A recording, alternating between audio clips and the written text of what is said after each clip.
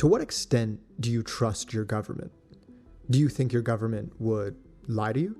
Have they ever lied to you? And if so, why?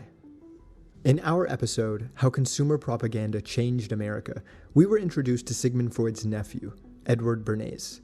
He had created a new kind of firm in America, one that specialized in propaganda campaigns meant to motivate consumers into buying more and more of the things they didn't need. This marked the birth of a new American industry. It would be called public relations.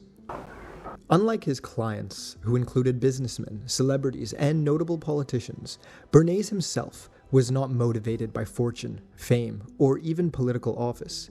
What Bernays wanted was a peaceful, prospering American democracy. And in order to have that, Bernays believed that the masses needed to be controlled by an intelligent minority. This story is about the fight for America's consciousness that broke out in the early 30s between America's politicians and its corporations. Bernays believed that the judgment of the masses couldn't be trusted. The average man doesn't know what's right for the country, the economy, or even themselves, and that for a democracy to function effectively, the people must believe they are entrusted with power and freedom, but in reality, be guided by more aware leaders who could mold the desires of the public to align with a clear vision for the future. As Bernays cynically stated in 1928, the conscious and intelligent manipulation of the organized habits and opinions of the masses is an important element in democratic society. Those who manipulate this unseen mechanism of society constitute an invisible government, which is the true ruling power of our country. It is the intelligent minorities which need to make use of propaganda continuously and systematically. Leaders of America's largest industries did all they could to lobby against FDR and spent millions of dollars to try and bring his presidency to an end. America's industries felt that they had to fight back and hired Bernays to deploy large-scale ideological warfare against the values of the New Deal. Bernays created the National Association of Manufacturers, a lobby group that still exists to this day. The group's members included all the major corporations of the United States, who provided Bernays with the resources to launch propaganda campaigns explicitly designed to create emotional attachments between the public and big business. Bernays crafted a narrative that suggested it was the enterprises, not politicians, who had sculpted modern America. Bernays went on to plant articles in leading journals like the Wall Street Journal, which sharply criticized the New Deal as a threat to free enterprise and individual liberty. In 1936, the National Association of Manufacturing introduced the American Plan, an alternative anti-New Deal proposal which Bernays aggressively marketed across the country. Bernays even infiltrated Hollywood studios, persuading film producers and newsreels that there were greater profits to be made by casting the New Deal in a negative light.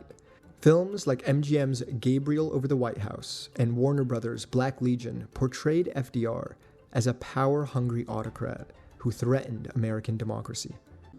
Bernays knew that if the American public learned about the harsh realities of corporate colonization and the dire working conditions behind their beloved bananas, this would be disastrous for the company and the spread of capitalist values. To ensure control over Guatemala's workforce, the United Fruit Company had been pitting racial groups against one another for decades. American whites would be given the most prestigious jobs like managers and financial advisors, while people of color worked hard labor. The company made a rigid distinction between Hispanics and West Indian workers and administered different privileges and punishments to each ethnic group. If one group was rewarded, management told them it was because they worked harder than the other group. If a punishment was administered, management told them it was the other group's fault. This would give the two groups something to focus their anger on, rather than unite against United Fruit. Meanwhile, Bernays was working to evolve the public perception of Guatemala. Bernays invited a cohort of journalists from various notable newspapers on a tour of Guatemala. They knew very little of the country or its politics, but Bernays arranged for the journalists to meet a select group of Guatemalan politicians. all of whom confirmed that Arbenz was indeed a communist controlled by Moscow. This technique proved highly effective and was repeated 4 more times. During one visit, a violent anti-American demonstration broke out, but those who worked for United Fruit suspected that Bernays had staged the entire thing. The CIA was now ready to invade Guatemala, but the American public was fed a starkly different narrative. Following Bernays' meeting with President Eisenhower, major publications like the New York Times, the New York Herald Tribune, Time, Newsweek, and the Atlantic Monthly began disseminating articles. These pieces painted a picture of a looming communist threat in America's backyard. In June 1954, the CIA initiated the coup. It was called Operation PBS Success. The CIA supported a military faction led by Carlos Armas and coupled this with a psychological warfare campaign designed to convince Guatemalans of their inevitable defeat.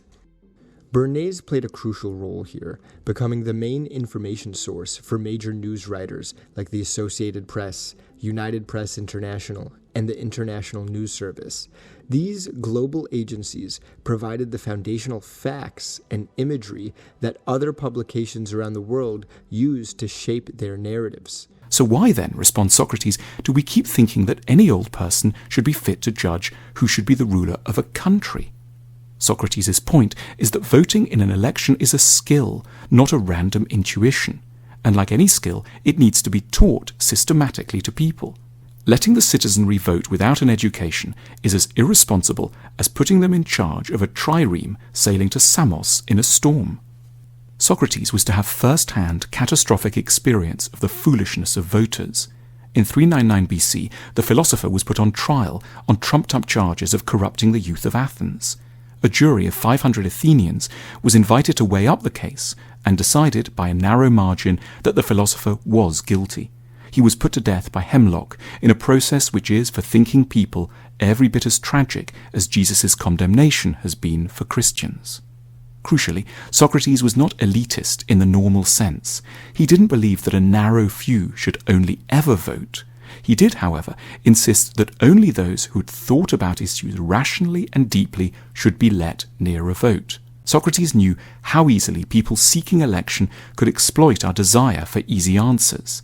He asked us to imagine an election debate between 2 candidates, one who was like a doctor and the other who was like a sweet shop owner.